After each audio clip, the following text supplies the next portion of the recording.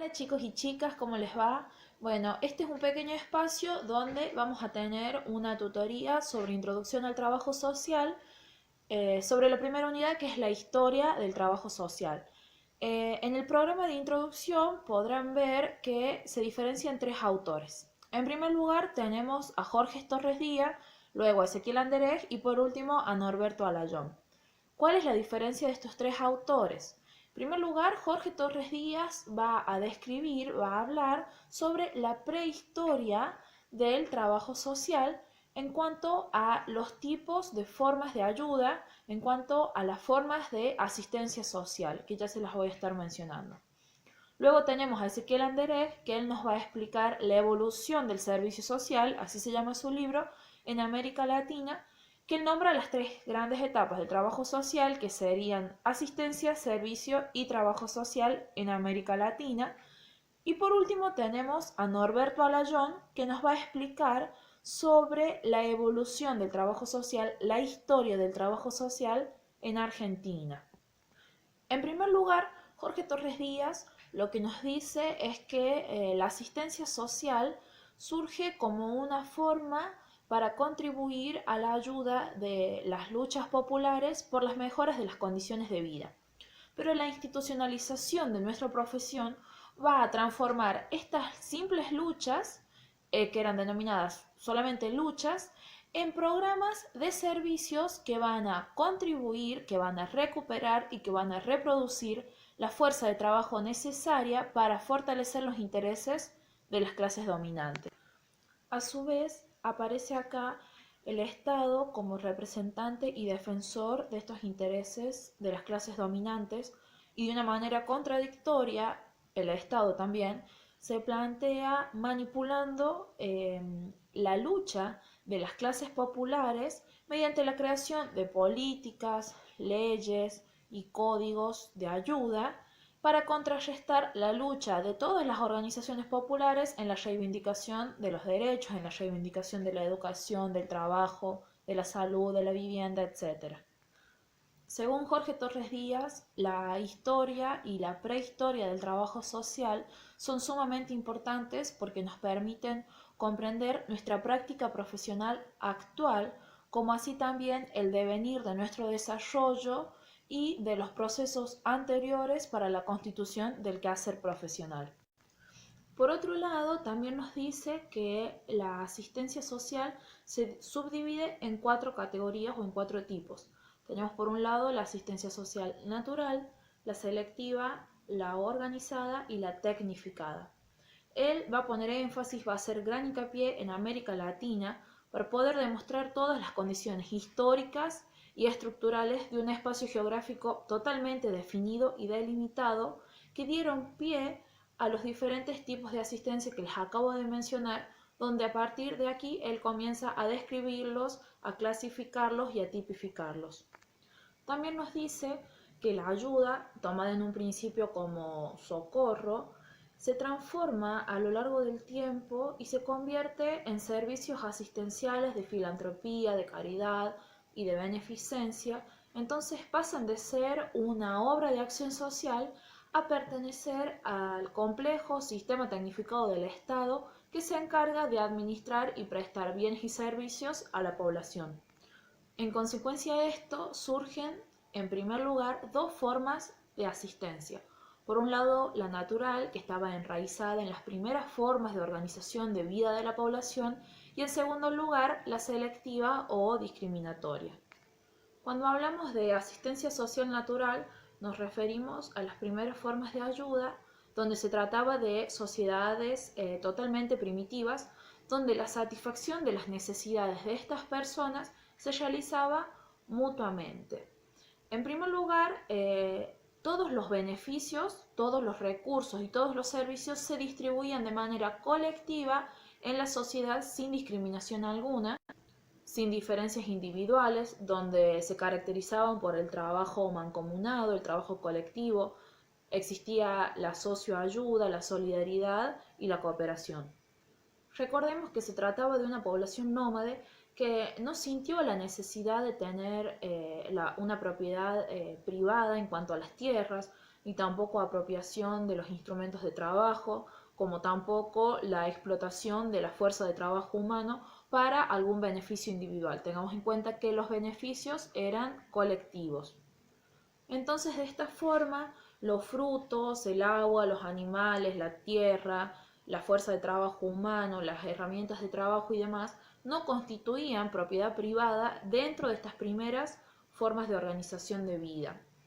Todas estas características que les acabo de mencionar nos van a permitir comprender la existencia de una asistencia social natural, que es producto justamente de la vida, de las primeras formas de vida dentro de un sistema colectivo.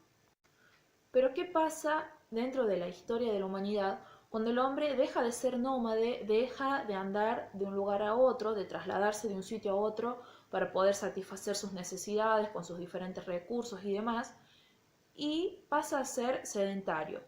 El hombre, al pasar de ser nómade a sedentario, transforma no solo su modo de vida, sino también su forma de organización social dentro de su clan o dentro de su tribu, y por lo tanto se transforma también la conocida asistencia social natural, y que con el tiempo, al transcurrir el tiempo, no solo se modifica, sino que se desaparece y da pie a la existencia de la asistencia social selectiva o discriminatoria. Por tanto, dentro de la asistencia social selectiva, una de las principales características es que esta es determinante en cuanto a la delimitación del espacio geográfico, es decir, la apropiación de las tierras que comienzan a pertenecer a una propiedad privada, como también la subdivisión de clases dentro de la sociedad, ya sea el clan o sea una tribu, como también las luchas por dominio y poder central, los tributos, la apropiación de las herramientas, etc.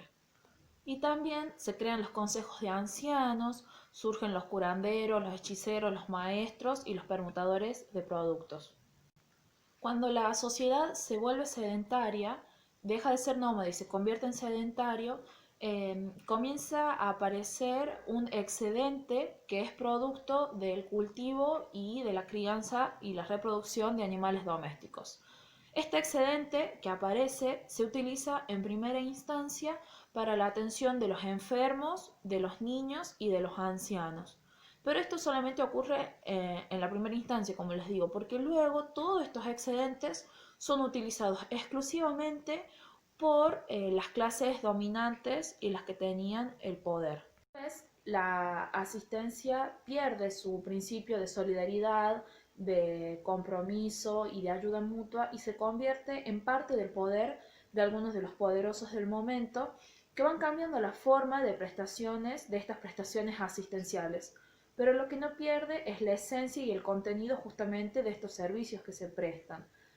Juntamente con esto, con este proceso, se van incrementando las necesidades insatisfechas y conjuntamente con ello se van incrementando las diferentes formas de asistencia social selectiva. Por eso, cuando se comienza a destruir progresivamente esta sociedad primitiva, surge una asistencia social que es totalmente clasista. Es esta asistencia social que discrimina, que selecciona y que rotula a los beneficiarios de ciertos servicios o ciertas migajas materiales que se les da solamente para disminuir su lamentable estado de miseria. Pero ¿qué pasa? Que justamente este estado de miseria, llegan estas personas a tener este estado de miseria por su historia, por su relación que tienen con los amos, con los nobles, con los señores feudales y con la burguesía. Recordemos que cuando la sociedad deja de ser nómada y se convierte en sedentario, comienza la división social y la división de clases. Y obviamente los más desfavorecidos eran justamente aquellos que se encontraban en las clases sociales más bajas. Entonces, para dar respuesta a todos estos problemas y estos conflictos que cada vez se agudizan más y van apareciendo, surgen algunas respuestas que son totalmente reformistas, clasistas y asistenciales, que lo único que intentan hacer es mantener este orden, esta jerarquía clasista. Entonces así para los indigentes o para los menesterosos surge el socorro, surge la limosna, la hospitalidad temporal y estas formas de tipos de ayuda como les decía, totalmente asistenciales. Entonces, la asistencia social se transforma así en simplemente dádivas materiales que suministra una clase dominante, que es justamente la clase que tiene la mayor jerarquía dentro de la estructura social establecida, en la implementación de programas caritativos y filantrópicos. Entonces, en este momento, dentro de la asistencia social selectiva, surgen tres tipos. Surge la individual voluntaria, la organizada por el clero o por diferentes órganos u organizaciones religiosas, y la estatal, que es la que se encarga de promulgar leyes y decretos. Entonces, el primer tipo de asistencia que les nombré, que es dentro de la selectiva, recordemos, tenemos la asistencia social individual, que es totalmente voluntaria, se expresa como diferentes actitudes de ayuda de las personas y como una cooperación totalmente espontánea, pero que solamente estas actitudes de ayuda y esta cooperación espontánea lo único que hacen es reflejar una situación de total desigualdad social. Entonces aquí podemos decir que la limosna, que el socorro, que la hospitalidad y la filantropía forman parte de lo que conocemos como caridad, que se caracteriza como una práctica de amor al prójimo que se apoya solamente en obras materiales y en el apoyo de las relaciones interpersonales de quienes así lo necesiten. También como socorro para cumplir con el bien común y como una expresión piadosa para cumplir o para atender a los humildes. Por otro lado, la asistencia social, recordemos que estamos dentro de la selectiva, ahora vamos a la selectiva, que es organizada por el clero y por los sectores laicos, surge tras la incapacidad de este voluntariado individual para solucionar el fondo, es decir, solucionar la raíz de los problemas que cada vez se van agravando más y más. Entonces, en ese momento, en los conventos, los religiosos reunían a los ancianos, a las viudas, a los huérfanos, a los desprotegidos sociales, a los enfermos, y les brindaban ya sea ayuda material o ayuda espiritual de acuerdo a lo que cada persona necesitara. Y a partir de esto, dentro de este sector laico, se crean diferentes centros para albergar a los que se llamaban en ese momento desprotegidos sociales. Así también, como les decía, el sector laico funda diferentes entidades privadas para atender a los indigentes, y la atención que se les brindaba era solamente prestación de recursos que eran solamente mínimos para subsistir, pero estos recursos no satisfacían en realidad las necesidades que se presentaban ni daban solución a los verdaderos problemas que existían en ese momento en la sociedad. Y por último tenemos la asistencia social estatal, que es la obligatoriedad que tiene un gobierno de prestar servicios. Estos servicios pueden ser individuales o pueden ser colectivos para las diferentes demandas y necesidades que presente la población. Se encuentra contenida en políticas sociales que se transforman en leyes, en códigos, en decretos, y que estos se transforman a su vez en programas o en instituciones que tienen como objetivo disminuir las necesidades insatisfechas de la población. Y dentro de la asistencia social selectiva aparecen dos precursores que son bastante importantes tenerlos en cuenta.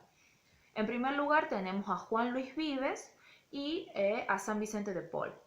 Juan Luis Vives, que es el primero que vamos a mencionar, él fue un reconocido orientador y consejero de su época, estamos hablando del año 1400 aproximadamente. Él lo que hizo en Hamburgo, en la ciudad de Brujas, él en esa ciudad desarrolló su obra llamada Socorro de los Pobres.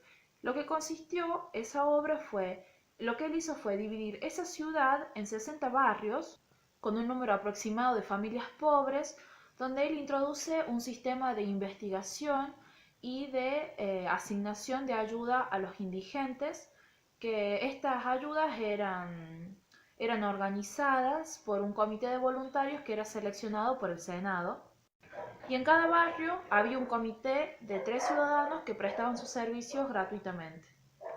Vives explica en su obra el origen de las necesidades y las miserias del hombre y el modo en que las colectividades y el gobierno deben responder a ellos, a los problemas que presenta esta población.